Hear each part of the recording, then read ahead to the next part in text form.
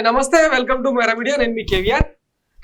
కేంద్ర బడ్జెట్ వచ్చేసింది. ఇప్పటికే పార్లమెంట్ లో నిర్మలా సీతారామన్ సుదీర్ఘ ప్రసంగం తర్వాత దేశంలో అంటే ఏ రంగాలకు ఎన్నెన్ని కేటాయింపులు, ఏ రాష్ట్రానికి ఎన్నెన్ని కేటాయింపులు అన్నది క్లియర్ గా ఆమె చెప్పారు. సో ఈ నేపథ్యంలో ముఖ్యంగా అంటే తెలంగాణకు సంబంధించి యూనియన్ బడ్జెట్ లో తెలంగాణకు దక్కింది కేవలం 0. 8 మంది కాంగ్రెస్ ఎంపీలు, 8 మంది బీజేపీ ఎంపీలు ఉండి కూడా తెలంగాణకు దక్కినది 0 బడ్జెట్. విభజన హామీల్లో భాగంగా ఆంధ్రప్రదేశ్ కు కమిట్మెంట్లు ఇస్తూ అమరావతికి 15,000 కోట్లు, తర్వాత వెనుకబడ్డ ప్రాంతాలకు మరికొంత బడ్జెట్, తర్వాత రోడ్లు, కారిడార్లు అంటూ చాలా రకాలుగా కేటాయింపులు చేసే ప్రయత్నం చేసింది కేంద్ర ప్రభుత్వం. కానీ తెలంగాణను మాత్రం ఎక్కడా పరిగణలోకి తీసుకోలేదు. దీని మీద కనీసం అంటే తెలంగాణ నుంచి ఎన్నికైన ఎంపీలు ఎవరు కూడా అంటే ఇదేమో అధికార పార్టీ, తెలంగాణలో అధికార పార్టీ రేవంత్ రెడ్డి సర్కార్, ఇదేమో కేంద్రంలో అధికార పార్టీ, కానీ సోయిలేని సన్నాసులు లెక్క మొత్తం 16 మంది చేతులు ముడుచుకొని కూర్చున్నారని దీన్ని బట్టి అర్థమవుతుంది అన్నమాట. ఒకసారి ఈ బడ్జెట్ కేటాయింపులను కనుక మనం చూసినట్టయితే దోస్తానాకు నజరానా 48.21 లక్షల కోట్లతో కేంద్ర బడ్జెట్. బీహార్, ఏపీలకు నిధుల వరద. టీడీపీ జేడీయూ మహర్బానీ కోసం ఆరాటం. త్వరలో ఎన్నికలున్న మహారాష్ట్రకు వరాలు. తెలంగాణకు ముడిచేయి. ఏపీ కోసం హైదరాబాద్, బెంగళూరు పారిశ్రామిక కారిడార్. దీన్ని తెలంగాణకు వృద్ధి ప్రయత్నం చేస్తున్నారు. అంటే బెంగళూరు, హైదరాబాద్ పారిశ్రామిక కారిడారు హైదరాబాద్ కూడా అంటే తెలంగాణ కూడా కేటాయించడం సర్ది చెప్పుకునే ప్రయత్నంలో భాగంగా మసిపూసి మారడికాయ చేసే ప్రయత్నం చేశారు.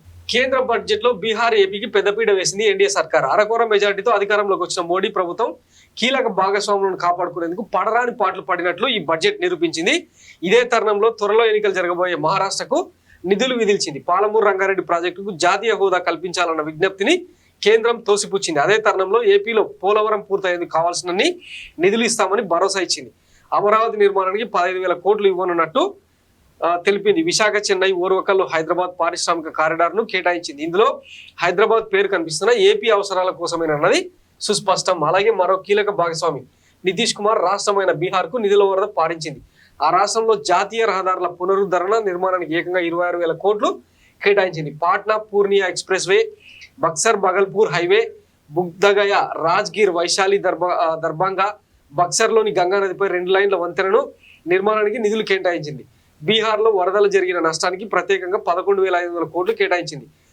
21,400 కోట్ల వ్యయంతో 24,000 మెగావాట్ల కొత్త పవర్ ప్లాంట్ ను ఏర్పాటు చేయనున్నట్లు ప్రకటించింది. బీహార్లో కొత్త విమానాశ్రయాలు, వైద్య కళాశాలలు, క్రీడా మౌలిక సదుపాయాలకు నిధులిస్తామని చెప్పింది. సో బడ్జెట్ లో హైలైట్స్ ఏంటంటే ప్లాటినంపై 6.4% పన్ను కుదింపు, అంకురాలు అంటే స్టార్టప్స్, ఆవిష్కరణల ప్రోత్సాహానికి కేంద్రం కీలక నిర్ణయం, అన్ని తరగతుల పెట్టుబడిదారులపై ఏంజల్ ట్యాక్స్ రద్దు, వృత్తి నిపుణులు విదేశాల్లో కలిగి ఉన్న చరాస్తులపై సమాచారం ఇచ్చి తీరాలి, లేకుంటే కఠిన చర్యలు. గతేడాది రికార్డు స్థాయిలో సముద్ర ఉత్పత్తుల ఎగుమతులు, కస్టమ్స్ సుంకాలు మార్పులు, ఆదాయ పన్ను చెల్లింపుదారులో 2/3 మంది కొత్త విధానంలోకి వచ్చారు. నూతన పింఛన్ విధానంలో త్వరలో మార్పులు, సంప్రదింపుల కమిటీ సిఫార్సుల ఆధారంగా త్వరలో నిర్ణయం, ప్రత్యక్ష విదేశీ పెట్టుబడుల విధానంలో సరళీకరణ, ఇతర దేశాల్లో భారత్ పెట్టుబడుల విధానంలో సరళీకరణ, వాణిజ్య అనుకూల విధానాలకు జన్ విశ్వాస్ బిల్లుతో మరిన్ని సంస్కరణలు, చిన్న తరహా పరిశ్రమలకు ఊరట అని చెప్పి ఇట్లా వేతన జీవికి కొంతే ఊరట. కానీ ఎక్కడ కూడా తెలంగాణ ప్రస్తావన లేకుండా మొత్తం టోటల్ ఎంటైర్ బడ్జెట్ లో అంటే నిర్మలా సీతారామన్ ప్రవేశపెట్టిన బడ్జెట్ బుక్ లో 5 సార్లు ఆంధ్రప్రదేశ్ పేరు, మరో 4 సార్లు బీహార్ పేరు ఉంటే తెలంగాణ పేరు ఎక్కడ కూడా లేకపోవడం అత్యంత దుర్మార్గం అన్నమాట. దీంతో అంటే ఒక తెలంగాణనే కాదు మిగతా ఏ రాష్ట్రానికి కూడా బడ్జెట్ లో అంటే ప్రత్యేక కేటాయింపులు అంటూ లేకపోవడంతో పంజాబ్ ఎంపీలందరూ కూడా పార్లమెంట్ ఎదురుగా నిరసనలకు దిగిన సందర్భం కూడా చూసినాం. మరి దీని మీద తెలంగాణ ఉండే దద్దమ్మ ఎంపీలు, బీజేపీ, కాంగ్రెస్ ఎంపీలు ఏం మాట్లాడతారు, తర్వాత రేపు అసెంబ్లీ సమావేశాల్లో భాగంగా కేసీఆర్ తెలంగాణ అసెంబ్లీ తొలిసారి రాబోతున్నట్టు తెలుస్తా ఉన్నది. లీకేజీలు అయితే ఇస్తున్నారు, మరి ఆయన వచ్చేదింతలో రానింతలో ఒకవేళ కేసీఆర్ కనుక వస్తే ఎట్లా ఉంటుంది అసెంబ్లీ సమావేశం అనేది కూడా చూడాల్సి ఉంది.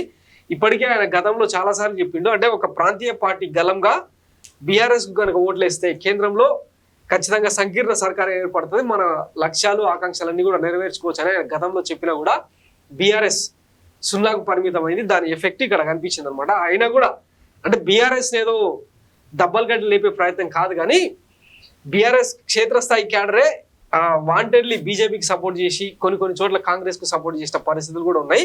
సో అది వాళ్ళ స్వయంకృతం. ఏదేమైనా అంటే తెలంగాణ నుంచి వాయిస్ వినిపించే అవకాశం లేకుండా పోవడం అత్యంత దుర్మార్గం, హేనీయం అన్నమాట.